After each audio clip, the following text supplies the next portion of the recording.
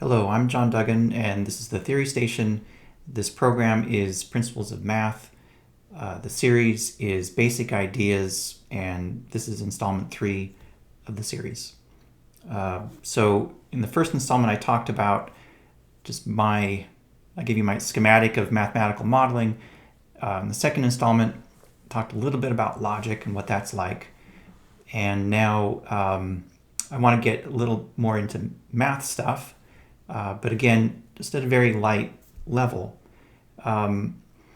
So one of the most important building blocks of a mathematical model is numbers. So let's talk a bit about numbers. Okay, so we know that there's different number systems, right? So let's start with what I'll call the natural numbers. And those are numbers that we can just start counting on our fingers. 1, 2, 3, 4, and so on. Okay, so as soon as you learn to count, you realize, oh, I could just keep going, and that gives us this number system. I'm going to start it with 1. Some people would start it with 0. I like to start it with the 1.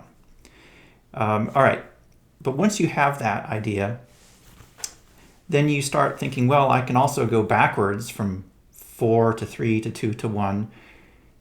I could keep going backwards.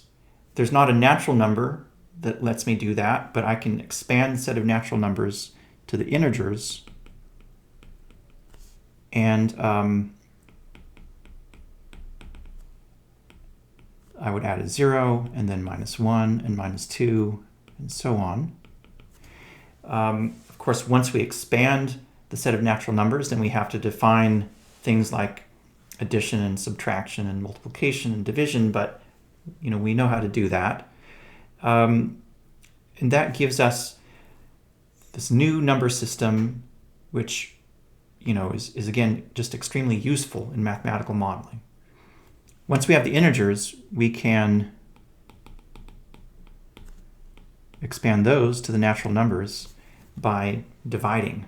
Of course, I can divide 4 by 2 and I get 2, which is another integer. But if I divide 4 by 3, that doesn't give me an integer. I need to have a bigger set of numbers that allows me to do that. So this is the rational numbers. You can define those as fractions of n over d, where n is, n and d are integers. And of course, we can't divide by 0, so d can't be 0. Of course, n stands for numerator, sorry. N stands for numerator, d stands for denominator. Anyway, so that's what the rational numbers are. It's just ratios of integers. Again, very useful number system, and it allows us to extend division to things where you don't get a whole number out of it. So once we have the rational numbers, then we can go another step, which is to define the real numbers. And here, I can't list them out like this, but you can think of the number line with a 0, and we can put all the natural numbers on this, all the integers, and then all the ratios of integers, that is the rational numbers. Of course, there's an infinite number of those, so I can't draw a point on the line for every rational number. But once we do that, if we imagine doing that, there's going to be gaps in the rational numbers, and the real numbers are the result of filling those in to give us this continuum, what we call the real line. Okay, you can think of them as limits of rational numbers, and again, a super useful number system that we benefit from in mathematical modeling. So we could go on here and talk about complex numbers. Of course, we can take square roots of numbers like 4 or 9. Right, square root of 9 is 3, etc. How do you take a square root of a negative number? Well, you can't in the real number system, but we can invent a new number. Again, we're just expanding the previous number system, and we'll just let that be the square root of -1. Let's give that some notation, which is a lowercase I, okay? And then you can imagine if you have a real number A and a real number B, we can multiply B by I, and then add that to A. That gives us something in this, well, it's not a real number. We call it a complex number. And if we let A and B range over the real numbers, this gives us the complex number system. I'll say in the kind of modeling I do, complex numbers don't really come up that much. But, so if you're comfortable with the real numbers, that's pretty much all you're going to need. Well, that said, we can generalize the idea of a number, and so let's talk about I should say the real number system goes by this notation R. It's kind of a bold-face R. And we can also, instead of looking just at real numbers, we can look at pairs of real numbers, which is called R2. And geometrically, this is known as the Cartesian plane, and I'll explain that. So let's draw two number lines. I'll just put 0 there for the heck of it. So a pair of real numbers would be maybe something like this x and this y, okay? So that's one way of geometrically thinking about a pair of real numbers, but it's not really a very nice way. So what I'm going to do is I'm going to redraw these axes.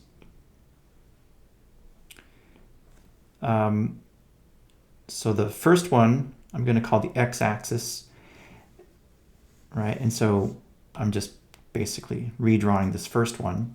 The second one, though, I'm going to put down here, but I'm going to reorient so that it's vertical.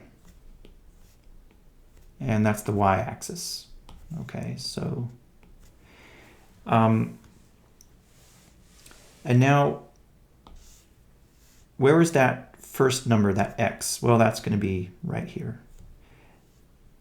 And our second number, y, is somewhere, by the way, just so you know, when I reorient that axis so that it's vertical, up points to higher positive numbers and down points to negative numbers. And so anyway, this y is going to be down here somewhere.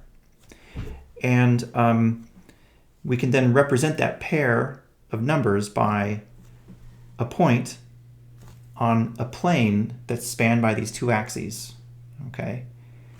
That plane, the whiteboard that we're looking at here, that is the Cartesian plane, and that's how each point corresponds to a pair of real numbers, right? Here's another point on the plane that corresponds to a pair of real numbers. The first number would be this here, let's call it A. And then the second would be this over here, let's call it B. Okay. We can write those next to each other. We'll put parentheses around them. But that pair of numbers is a point on the plane. It's the point AB. So anyway, these aren't really numbers, but you can see how once we have the real numbers, this idea is, pretty easy, right? Just the Cartesian plane is a set of pairs of real numbers. All right, so let's push that a little bit further. And what would R3 be? Well, R3 would be not pairs of real numbers, but triples, right? And we can do the same thing, actually. We can think about them geometrically, but now not in a two-dimensional plane, but a three-dimensional space. So what I'm going to do is I'm going to draw three axes. And here we have to use our imagination a little bit. I want to think about the first two axes as kind of forming a plane, but I want to tip that plane so that it's flat. And I can still label them like the X and Y axes. But now I'm going to have a third axis that points up. And we'll call that the Z axis. So now you have to use your imagination. This thing, the X and Y plane is extending out of the whiteboard. And now they span a three-dimensional space, and any point in that three-dimensional space corresponds to a triple of numbers. Here's a point in that space. Well, actually, you can't tell where it's supposed to be because I'm drawing a three-dimensional space on a two-dimensional whiteboard. But if I can be more precise, though, and let me take this, start from this point, and I will drop a line down to the plane. Okay, so I'm just hitting the XY plane there.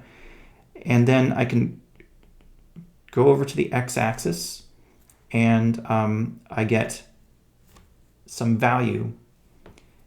That's the first number in the triple. I can go over to the y-axis. I get another value.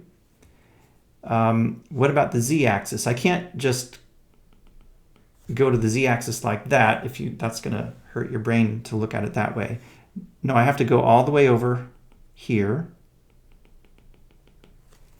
Okay, and then I can go back to the z-axis. In fact, I can complete this picture by just drawing a rectangular prism like so. And then this point, well, suppose that this value on the x-axis is A, and the value on the y-axis is B, and the value on the z-axis is C. This point here would be the triple A, B, and C. Okay, any point in the space you can do that with, right? And that's how points in this three-dimensional space correspond to triples of real numbers. Okay, I'm going to push this a little bit further before I stop. And I'll just point out we can generalize this. To do that, though, let me, instead of using X, Y, and Z to label these axes, I'm just going to label them in order with numbers, 1, 2, and 3. Now, what I'm going to do is I'm going to change the notation for this triple.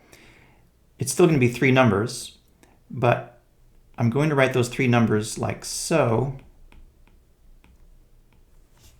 where it's X, but with a subscript, a tiny number, 1, 2, or 3, with a subscript to indicate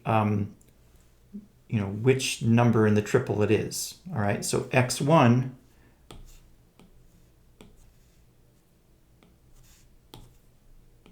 is this value here on the first axis. x2 is this number here on the second axis, and x3 is this number up here. So we call those coordinates. This is the first coordinate of the triple, second coordinate, and third coordinate. All right, so that's just a change of notation, nothing big there. But what that lets us do is now think more generally than I can draw, because we can talk about R4. What is that? Well, that's just lists of 4 real numbers. I can't draw that, but I can use this notation, and I can give you an example. x1, x2, x3, x4. Now, those can be any real numbers, right?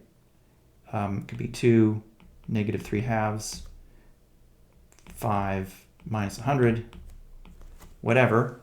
I can't draw that, but I can define it mathematically, and there's no problem with that. Of course, there's no reason I have to stop with 4. I can let n be any natural number.